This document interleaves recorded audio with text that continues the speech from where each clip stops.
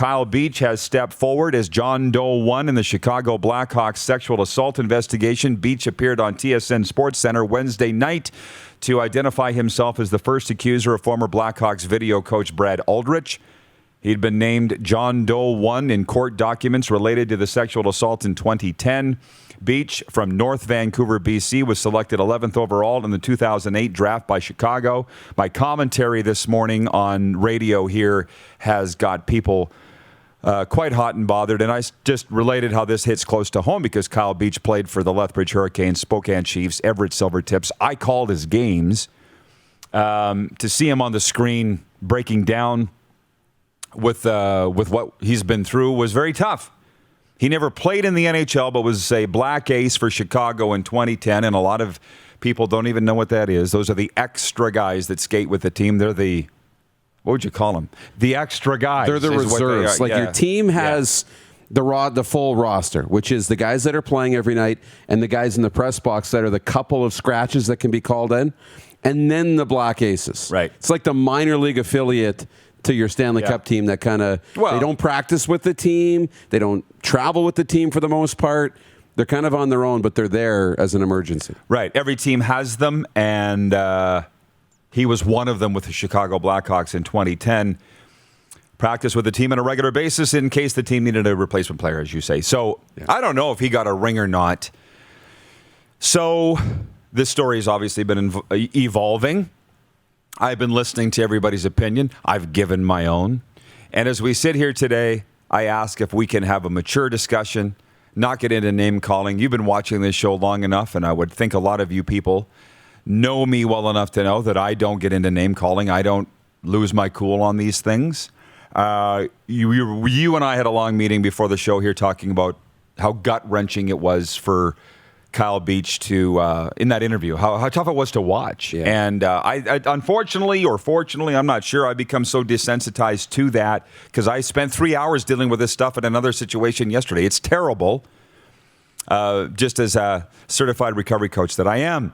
So my take, and it's rare here, is that Joel Quenneville and Kevin Cheveldayoff, I don't need to say who they are, right? You all know now. I would hope you're following along with this. I don't think they should be suspended while the NHL investigation is ongoing. There's a lot of people that don't even understand what's going on. Somebody wrote in here and said, well, the investigation's closed, Rod.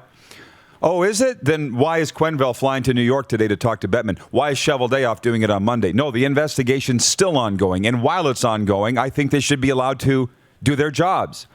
And the more that I think about this, the more I read of the report, the more people come at me, the more I dig my heels in and say, Joel Quenneville's job then is as it is now, to coach the hockey team. Kevin Cheveldayoff's job then was to be the assistant general manager, which quite frankly doesn't come with a lot of authority. He was doing the salary cap crunching for the Chicago Blackhawks.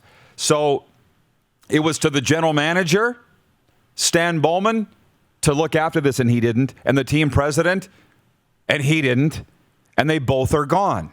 And now people want a pound of flesh, and I think the only way Cheveldayoff and Quenneville lose their jobs is if the NHL wants to satisfy people by giving them their pound of flesh.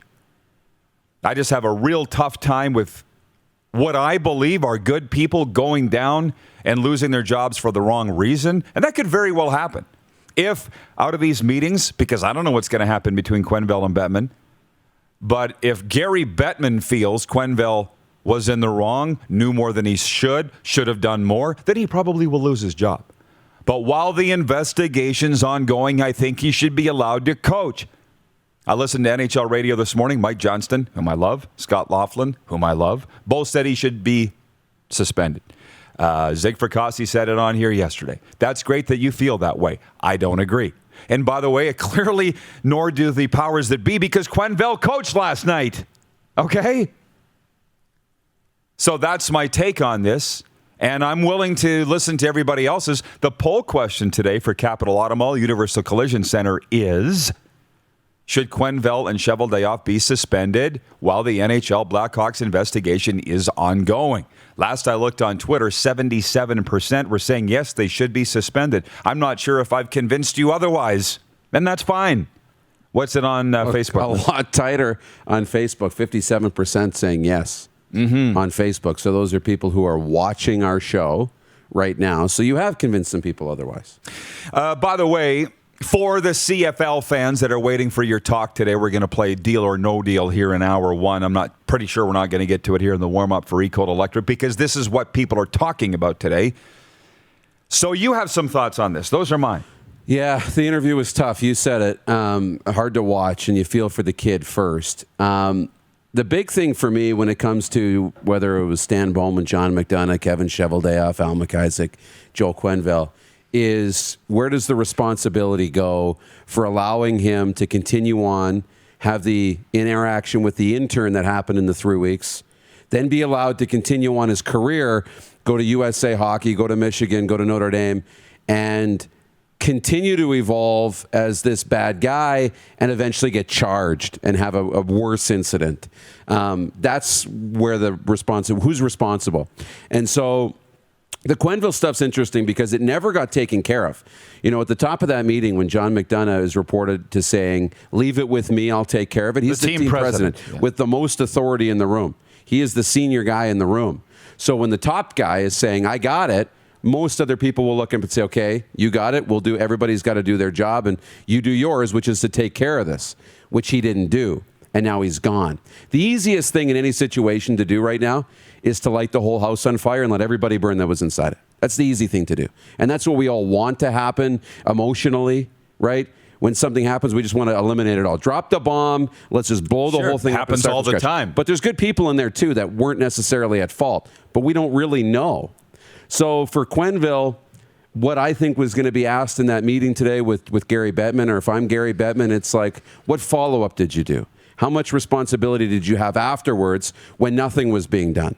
Right? Because he said he was going to take care of it, but then a week later, 2 weeks later, Brett Aldridge is still there. Did you check in and say, is this guy good? Is he not good? He's still interacting with my players. Are we okay? What was happening in those coming days? That wasn't in the report, so I want to learn that. I'm sure we will. But for me, number 1 and 2, it's McDonough and that HR department, because the HR department, along with McDonough, let him resign, right? Without none of this getting out. It still should have went to authorities to stop what happened in the future, because that's the biggest thing for me is the actions that were taken led to another interaction with an intern and then the actual criminal activity that happened in his future career. For now, enough about that. Everybody has their opinion. That's ours. I'll just read from the Lamplighters. Rod, with all of this coming to light, do you see other situations that have been kept in the dark being brought into the public eye? Other guys coming forward about things, etc.? I have no idea. I don't have an answer to that. I don't know. That'll be up to the people that have a story to tell, I guess.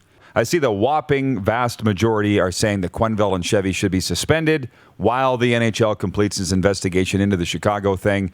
I'm in the 23% of saying no, they should not be suspended. And that's fine. I don't have a problem with being a fish swimming upstream. On that, too, it's our human nature, too, is we just want to know that people care. We want to know that people care about Kyle Beach. We care that this happened. We don't want it to happen again. That's largely, I think, what people really want and where a lot of this emotion comes from. This shouldn't have happened, but it did. And we don't want it to happen again. And because, action wasn't taken at the time, it did happen again. So now what's going to happen to make sure that it's not going to continue to happen in other locker rooms and in other levels of hockey or in sport in general? So I think that's what people want. And so when the story comes out and the Blackhawks release their investigation and Stan Bowman resigns pretty quickly before, as a society, we have a chance to react, he resigns, does what he needs to do, and takes responsibility. Stan Bowman does. John McDonough's not with the team anymore. That was the president. I'm assuming that HR department's no longer there, or it's been different people. It's 11 years. So this all comes out, and then we hear Kyle Beach, and then there's no action that can be taken because the people responsible are already gone. So now we're sitting here being like, well, somebody's got to pay. But perhaps the people who are responsible have already paid. And so now there's no more action. So it feels like we're doing nothing once we hear about this, when in fact, perhaps the action's already been taken. But now Gary Bettman's going to find out where Joel Quenneville really fits in all of this. The unsettling part, obviously, is that quote about distractions. He didn't want any distractions. At least that was reported. We don't know exactly the extent of that because the report is kind of vague at times, and all of the accounts of it don't line up 100%. So that's why Gary Bettman's having the conversation now. The NHL is now doing their own investigation because the Blackhawks did theirs. The NHL is now doing theirs. So we'll see where it goes. Probably when we're on the air tomorrow, we'll know some info about Joel Quenneville's future. Jeff, the Stamps fan, says they should be suspended, not out of a prejudged punity, but because their presence is a huge distraction. To whom? The Panthers beat Boston 4-1 last night. They're 7-0. Best start in franchise history. This has been hanging over their heads. A distraction to whom? Again, everybody's welcome to their opinion. We just don't necessarily need to agree with everybody else. And again, because he was on the bench last night, there are those that clearly agree with me because I don't think he needs to be suspended while this investigation is ongoing. You had a point? No, I think, it's kind of up to the teams at that point. I mean, the NHL could step in and do it. They have their own plan here. They're going to meet with the two guys.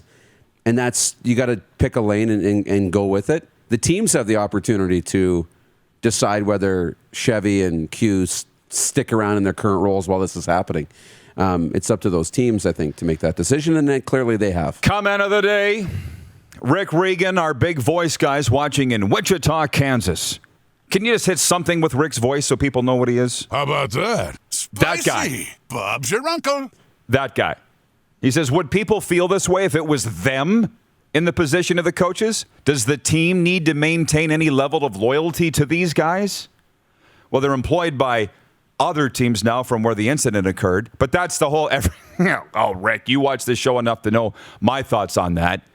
People want others to burn at the stake, but until then they make a mistake. Oh, no. Beg for mercy. Of course, that's society. Well, but we got a break. Yeah. If I'm the Panthers right now, I'm having my own little investigation to find out, They probably already did. They probably already did. And if this is my guy now, it's not about, it's more about, if this happens in our locker room, how are you going to handle it? Would you have swept us under the rug in our organization? Hey, everybody. Thanks for watching the RP Show on YouTube. And don't forget, we're live daily on YouTube from noon to 2 Eastern. If you like what you see, hit subscribe. And if you like the program, check around for other segments of The Rod Peterson Show here on YouTube.